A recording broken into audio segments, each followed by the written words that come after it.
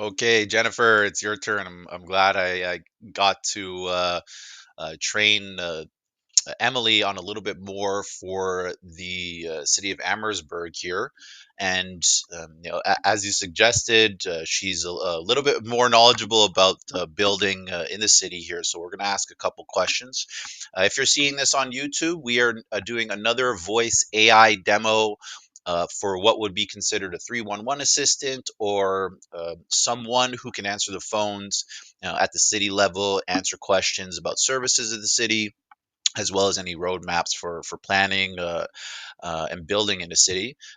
For this particular demo, we'll be focusing a lot on building services, just because Amherstburg is a growing community in Canada. We love it, but with that, there's also a lot of questions from builders, from business owners. How can we get support from the city? How can we get help? Can we just get some basic information?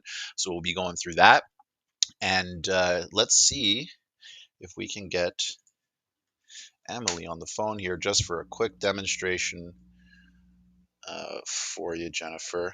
And then I'm sure the team is going to have more questions after that, like what else can she do? What other things should she talk about? But I just want to make sure we see this first.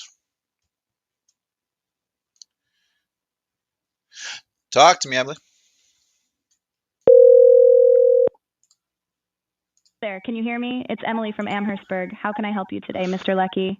Yes, Emily. We're doing another demonstration here of your knowledge and capabilities about Amherstburg. Is that okay? Absolutely, Mr. Lecky. I'm here to assist you with any questions or concerns you may have about Amherstburg. How can I assist you today? Yeah, for sure. So let's start with an easy one. Where is the town located?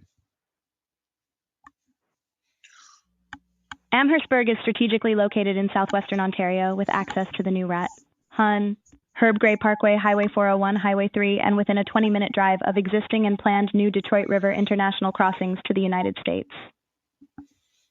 Okay, cool. Now, if I'm a business owner and I'm thinking about starting a business in Amherstburg, what are some things you could tell me? Certainly, Mr. Lecky. Starting a business in Amherstburg offers several benefits. The town of Amherstburg provides low land prices, no development fees for commercial and industrial sites until January 2016, reasonable tax rates, excellent transportation options by road, rail, and water, and an educated and motivated population base.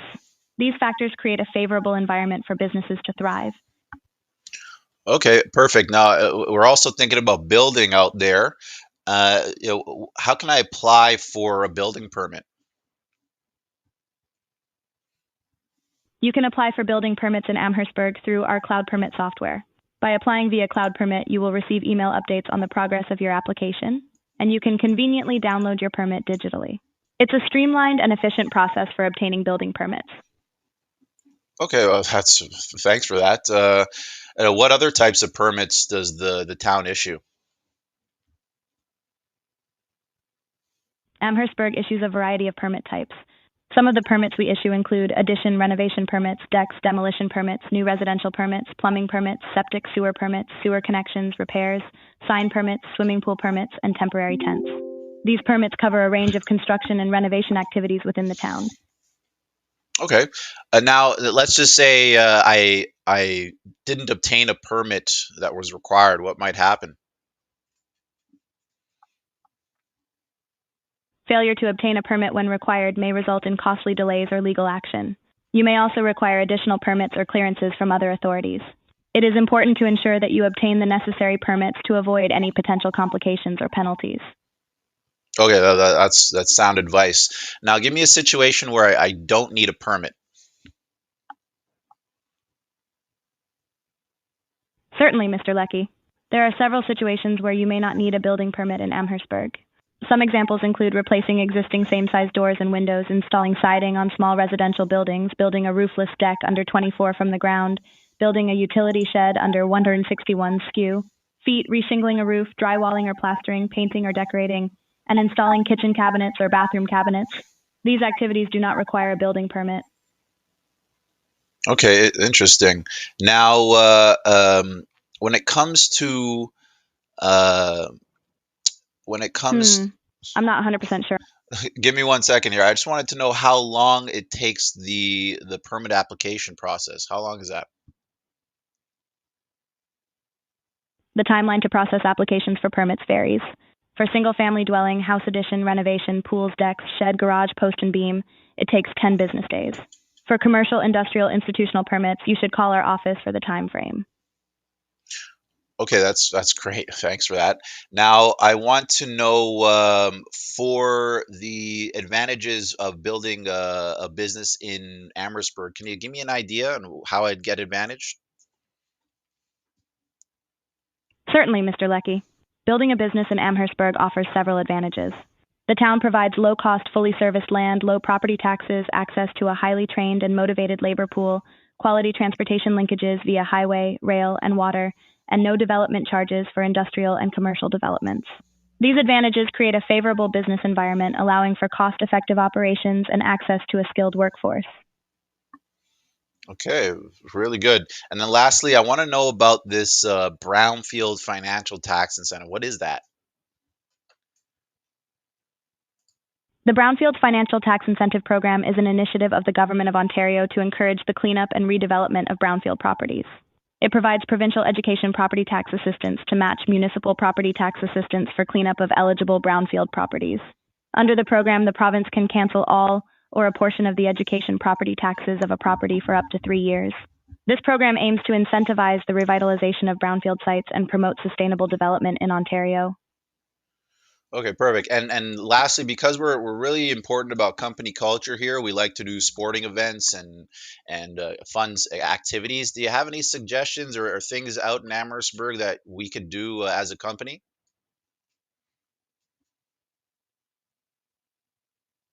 Absolutely. Amherstburg offers a variety of facilities and activities for sporting events and fun activities. The Recreation Department oversees the booking of sports facilities and rental spaces or rooms. We have 2 NHL regulation ice surfaces that are universally accessible and come with 12 extra large dressing rooms, fully accessible showers, and players' benches. These facilities provide a great space for company sporting events or other recreational activities. Additionally, Amherstburg has beautiful parks, trails, and waterfront areas that can be utilized for outdoor team building activities or picnics. The town also hosts various community events throughout the year that your company can participate in or sponsor. These activities contribute to a vibrant and engaging community atmosphere in Amherstburg. Yeah, someone was telling me you guys have something called an open air weekend or something. What's that about? Ah, you must be referring to the Amherstburg Open Air Weekends. It's a fantastic event that takes place from May 31st to September 1st, 2024. During these weekends, you can expect a vibrant atmosphere with a wide range of activities and offerings. One exciting addition this year is the markets every Friday night, where you can explore downtown streets from 5 p.m. to 9 p.m. and discover locally made treasures and visit our awesome vendors. You'll find everything from craft beer, gourmet popcorn, cotton candy, frozen yogurt, gelato, baked goods to ice cream. Plus, you can also shop at Amherstburg's local businesses for clothes, accessories, home decor, jewelry, shoes, candles, books, and more. It's a wonderful opportunity to enjoy the outdoors, support local businesses, and have a great time with family and friends. Honestly, Emily, those answers were phenomenal. I'm trying to keep a straight face here, but that was great. I'm sure Jennifer is going to really appreciate some of these answers. You did extremely well moving from building to recreation there. Thank you so much, Mr. Leckie. Yeah, no problem. When I need I'm glad I another could provide. when I need another demo from you, I'll give you a call, okay? I'm not 100% sure on that. Let me get back to you. No, I said when I need another demo, I'll give you a call. Oh, I apologize for the misunderstanding. Thank you for considering reaching out to me for another demonstration in the future. I'll be more than happy to assist you again. Just give me a call whenever you're ready. Have a great day. Yeah, you too. Bye now. So Jennifer, you can see there, she's able to bounce, between talking about building stuff all the way over to recreation, and really have what would be considered a really organic and full-on conversation with whoever she's talking to. Now, I very, very lightly trained her. Like and you can even tell at the end there, if there's something that she's not trained on, she'll immediately say, not 100% sure. Let me get back to you. But if you have a really, really fleshed out training, you can even change some of her responses to the more nuanced things things that civilians are saying, and give them answers that really make it seem like, hey, they're connecting with someone and getting information. Otherwise, you just have a line 24/7 where people can get answers. And the more training that you give her, the more value that she's going to have over time, because you're essentially putting building blocks into her brain where at some point in time she's got a palace of information ready and available to whoever wants to speak to her. So I just wanted to make sure you saw that or heard that firsthand. In addition to just information on the website, if you have documentation or applications, even apps that citizens are using and maybe have questions for, like, where can I get this permit application? Where can I, or how do I do this? How do I get my password? I forgot my password. You can train her on stuff like that, so that internal team members working at the city, you guys don't have to answer the phone and worry about some of these more mundane questions, and you can just pass them off to Emily, and she'll be able to answer them pretty much all day, every day, 24/7.